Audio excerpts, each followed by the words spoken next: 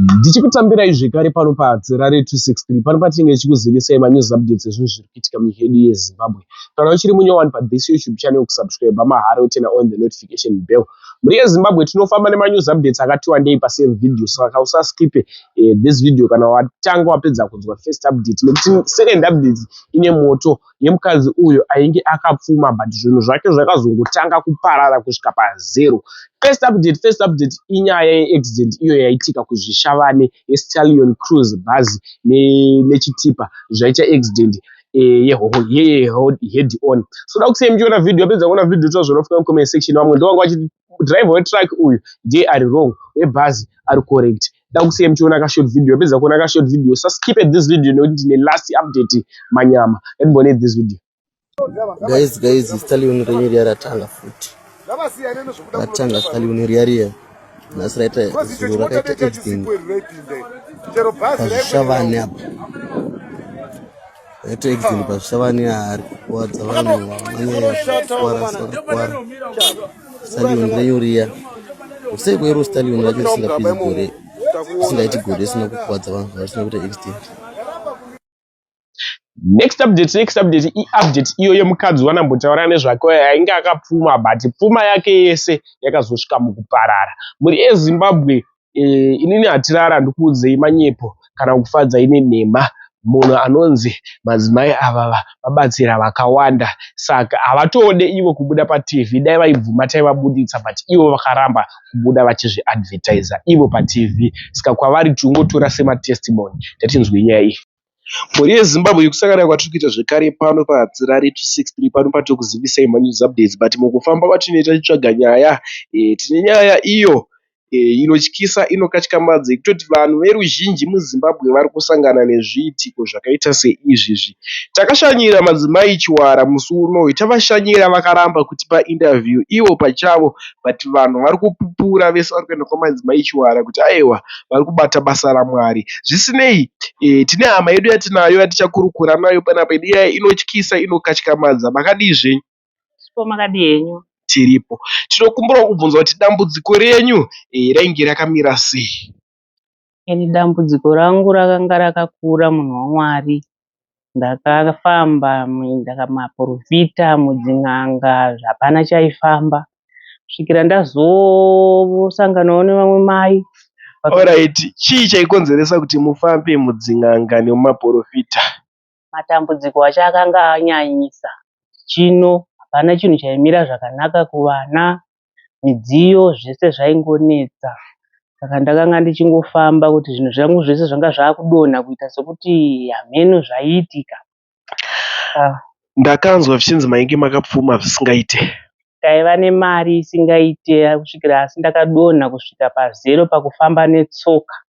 Asi daiva munhu aitova nadhiraivha, handitodhiraivhwa ndichienda kwandinoda ndichidiki, asi zvese zvakati mbombombo kusara ndakufamba netsoka kwandisekwa nenyika. Kumashopu atakanzwa kuti aivepo? Ndaiva nemashopu hongu, asi mashopu aya akangotanga kudonha mbijana.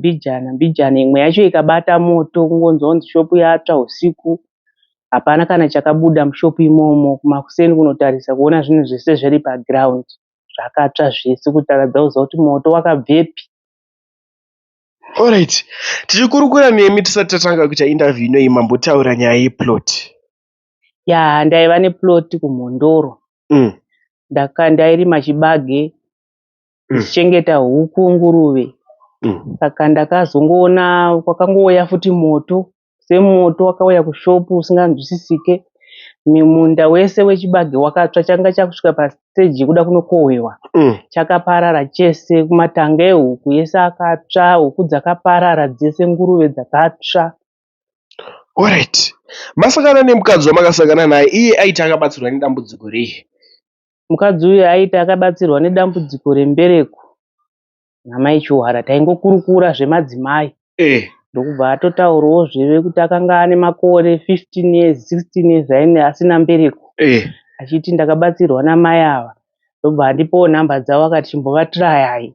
Alright, muchifamba kune vamwe maprofita mainzi chii?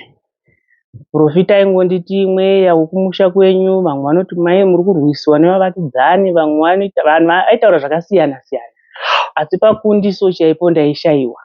Alright, muchisvika kwamadzimai Chiwara makanzi chii? Madzimai Chiwara vakandiudza kuti imhepo yemukumusha kwenyu iro iri kukonzeresa kune munhu akachiva upenyu hwangu. Zvaitika izvi vakashandisa munamato upi, mushonga here kana kuti mvura? Vakanamata neni vakashandisa mvura, ndozvinhu zvavakatanga kushandisa pandiri. Zvenguva yakareba sei? Kumba kwamai Chiwara ndakaita mazuva 2. Muriko? Ndiriko. Ndakataura navo pafoni vakanditi uyai, vanogara muHarare. Ndikatambirwa muMbare, ndikaenda kumba kwavo. Ndipo vakasvika vakatanga vakangonditi hatina kukurukura zvedambudziko, kungokurukura mafambiro andaita. Ndipo vangonditi pfugamai apa, vanamata neni, vakatanga kundibatsira. Alright, but imi makatarisa pfuma yamaanayo kubva zvamabatsirwa, zvine chenji here, zvachinja here? Pane chenji yakakurisa, nekuti pamazuva 2 andabatsirwa ndiri kumba kwamai Chiwara, ndadzokera kumba ndine makombi. Makombi angu aingoti kungofamba 2 days kwanzi yatsika munhu, yafa, imwe yazodai yese umbogara pasi, yese ari 5.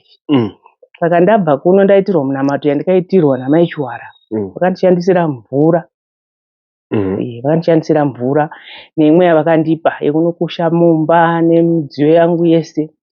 Ndakaona chenji, zvino makombi ari kufamba, hapana kana dambudziko. Zvaiitika zvekuti aitora mari, akaunza mari yese yobva yabuda yese yoenda kunobhadhara mhosva, kutenga mapatsi, zvese hazvakapera. Asi izvozvo hazvichaitika? Hazvichaitika. Unotiwo chii kumashoko ekupedzisira kumhuri yeZimbabwe? Ndinoti kumhuri yeZimbabwe, maprofita hongu ariko akawanda enhema. Tinotaura kuti maprofita ariko enhema, asi mai ava chechishamiso kwandiri. Pandikapuwa nhamba idzi ndakangoti regai ndiedzewo, asi mukuedza zvinhu zvangu zvakafamba. Upenyu hwangu hwadzokera pahwanga huri chaipo. Alright, ndinotenda.